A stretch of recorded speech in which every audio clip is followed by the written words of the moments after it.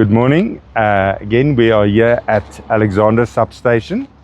Alexandra Substation feeds Alexandra River Park, Lombardy East, West, as well as Rembrandt Park. As you can see, when you came through the gates, these gates can't close. The fence is broken down, etc. This makes the substation extremely vulnerable to vandalism, theft, cable theft, etc.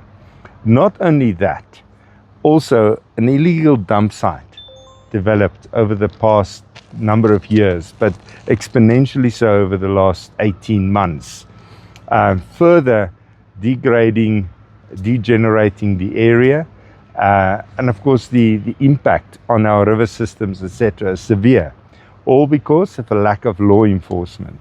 Also, City Power needs to take responsibility for their infrastructure. You cannot have a situation where a substation has no perimeter walls, the gates are broken, left open, there are no security. As you can see, there's no security on site. Theoretically speaking, none of us should even be allowed to be here if this place was guarded properly, which it is not.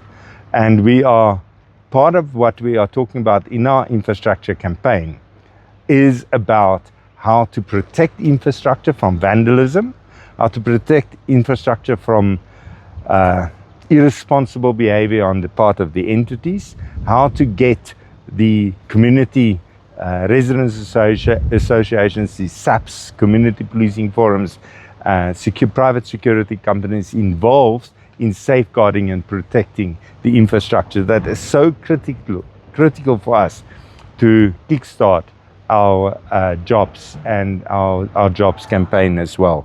So this is absolutely critical for us that we also show that it's not only about a burst pipe or a stolen cable, but also about the responsible behavior when it comes to securing our infrastructure.